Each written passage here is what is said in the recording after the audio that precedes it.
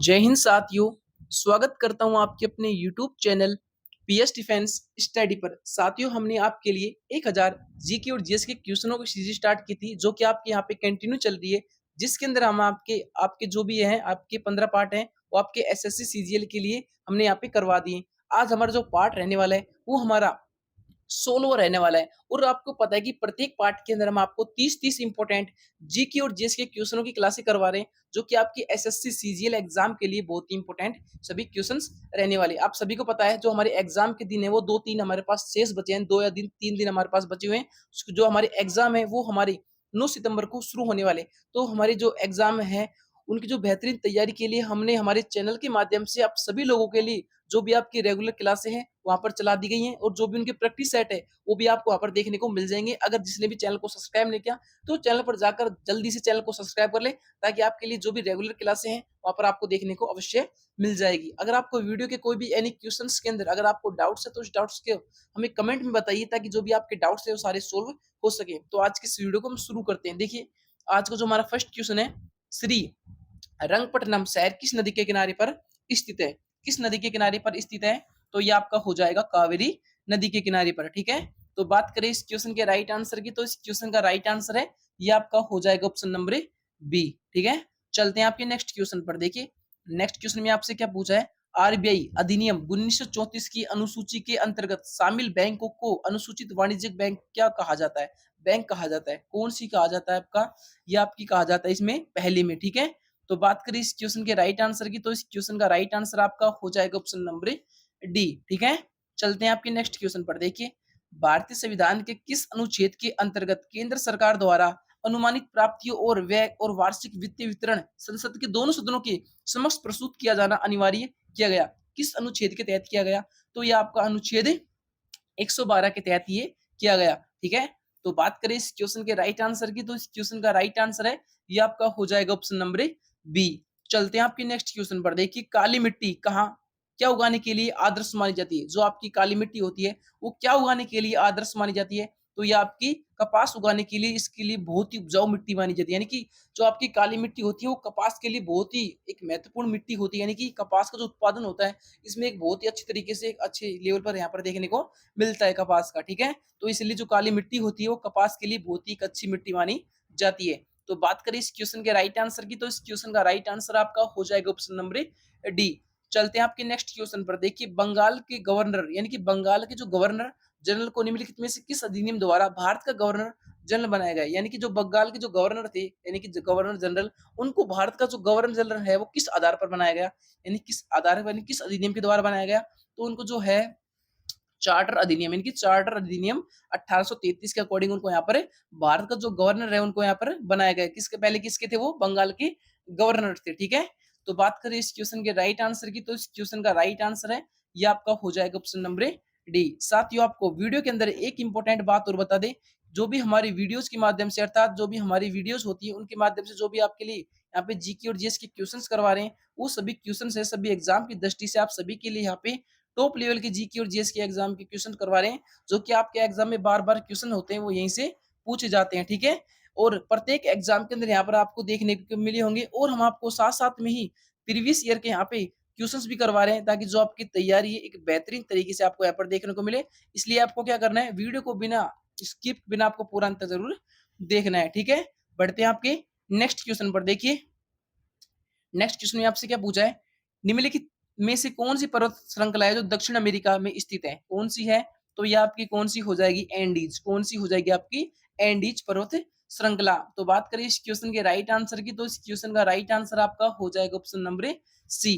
ठीक है, बढ़ते हैं आपके नेक्स्ट क्वेश्चन पर। देखिए, अंग्रेजों ने बंग भंग को कब निरस्त कर दिया था? यानी कब निरस्त कर दिया था अंग्रेजों ने बंग भंग को? तो ये आपका 1911 के अंदर इसको यहाँ पर भंग कर दिया था। ठीक है, तो बात करेंगे इस क्वेश्चन के राइट आंसर की, तो इस क्वेश्चन का राइट आंसर है ये आपका हो जाएगा ऑप्शन नंबर बी। चलते हैं आपके नेक्स्ट क्वेश्चन की तरफ। देखिए, अंतरराष्ट्रीय कुत्ता दिवस कब मनाया जाता है? कब मनाया जाता है अंतरराष्ट्रीय कुत्ता दिवस?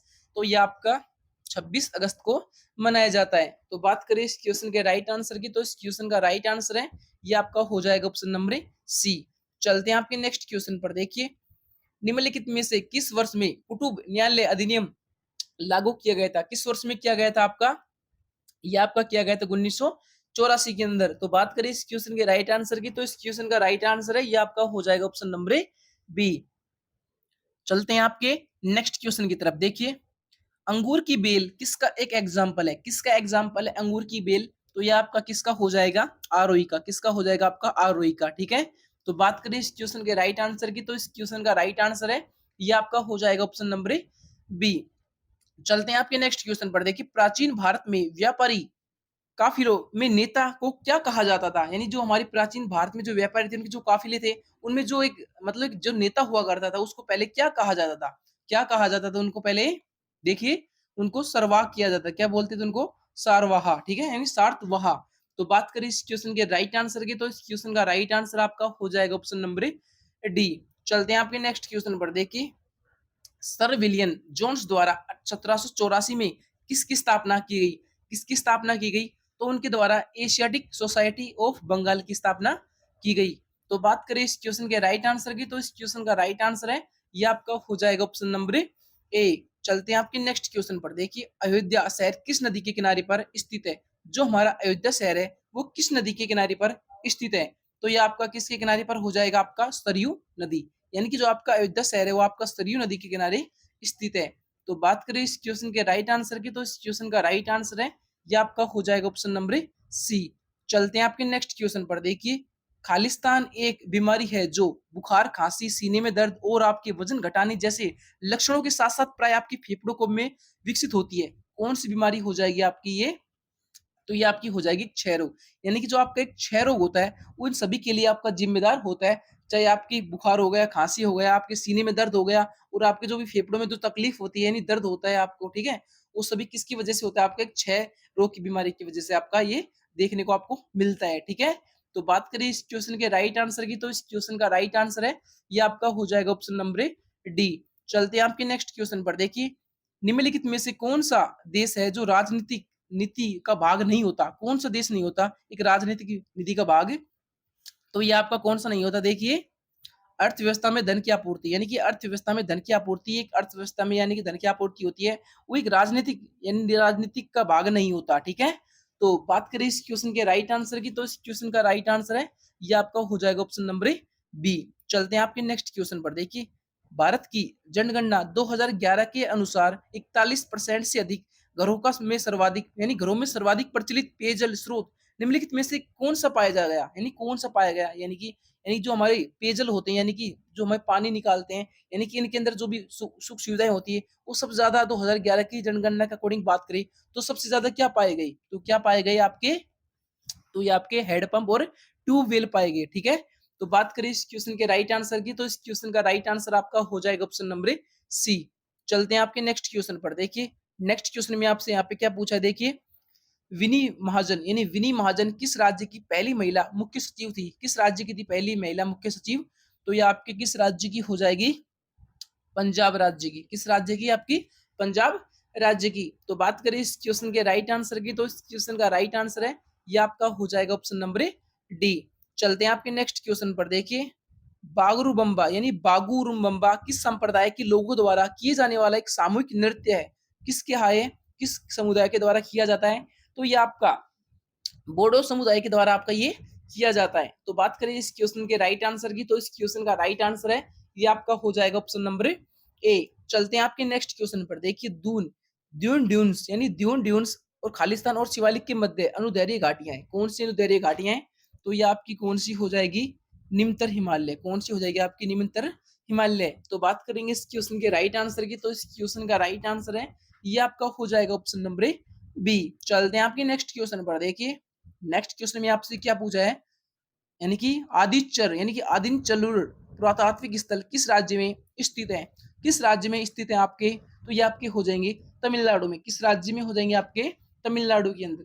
ठीक है, तो बात करेंगे इस क्वेश्चन के राइट आंसर की, तो इस क्वेश्चन का जो राइट आंसर है ये आपका हो जाएगा ऑप्शन नंबर डी। साथियों, हम आपको वीडियो के माध्यम से आप सभी लोगों के लिए टॉप लेवल की जी की और जीएस के क्वेश्चनों की क्लासेस आपके लिए यहाँ पे चला रहे हैं, जो कि आपके एग्जाम में जो भी क्वेश्चन है वो यहीं से पूछ जाते हैं। इसलिए वीडियो के लिए लाइक जरूर करते रहिए। तो चलते हैं आपके नेक्स्ट क्वेश्चन पर। देखिए, निम्नलिखित में से कौन सी प्राचीन भारतीय पुस्तक शल्य क्रिया सर्जरी का पर आधारित है? किस पर आधारित है? आपकी शल्य चिकित्सा सर्जरी पर आधारित है। कौन सी हो जाएगी? तो ये आपकी हो जाएगी कौन सी? सुश्रुत संहिता। कौन सी हो जाएगी आपकी? सुश्रुत संहिता। तो बात करें इस क्वेश्चन के राइट आंसर की, तो इस क्वेश्चन का राइट आंसर है ये आपका हो जाएगा ऑप्शन नंबर बी। चलते हैं आपके नेक्स्ट क्वेश्चन पर। देखिए, निम्नलिखित में से कौन सा शहर है जो ब्रह्मपुत्र नदी के तट पर स्थित है? कौन सा शहर है जो आपका ब्रह्मपुत्र तट की नदी पर स्थित है? तो ये आपका हो जाएगा देखिए गुवाहाटी। कौन सा हो जाएगा आपका? गुवाहाटी, जो कि आपका असम में पड़ता है। ठीक है, तो बात करें इस क्वेश्चन के राइट आंसर की, तो इस क्वेश्चन का राइट आंसर आपका हो जाएगा ऑप्शन नंबर बी। चलते हैं आपके नेक्स्ट क्वेश्चन पर। देखिए, चौपड़ एक प्राचीन भारतीय खालिस्तान थी। क्या था एक चौपड़? चौपड़ क्या था? एक हमारा भारतीय संस्कृति का, आप भी जानते होंगे क्या था, एक बोर्ड खेल था, यानी कि कैरम बोर्ड होता है उस प्रकार का खेल होता था क्या? चौपड़। ठीक है, जिसके अंदर दो पक्ष यानी कि चार दो पक्ष आपस में खेला करते थे। ठीक है, तो राइट आंसर की बात करें तो इस क्वेश्चन का राइट आंसर आपका हो जाएगा ऑप्शन नंबर ए। चलते हैं आपके नेक्स्ट क्वेश्चन पर। देखिए, स्वामी विवेकानंद द्वारा निम्नलिखित में से कौन सा नारा दिया गया था? यानी कि स्वामी विवेकानंद के द्वारा कौन सा नारा दिया गया था? कौन सा नारा दिया गया था उनके द्वारा? आपका दिया गया था, उठो जागो और अपने लक्ष्य की प्राप्ति तक मत रुको। यानी कि उठो और जागो और अपने जो लक्ष्य यानी जो भी हमारे टारगेट है उनकी प्राप्ति तक आप मत रुको। ठीक है, तो बात करें इस क्वेश्चन के राइट आंसर की, तो इस क्वेश्चन का राइट आंसर आपका हो जाएगा ऑप्शन नंबर सी।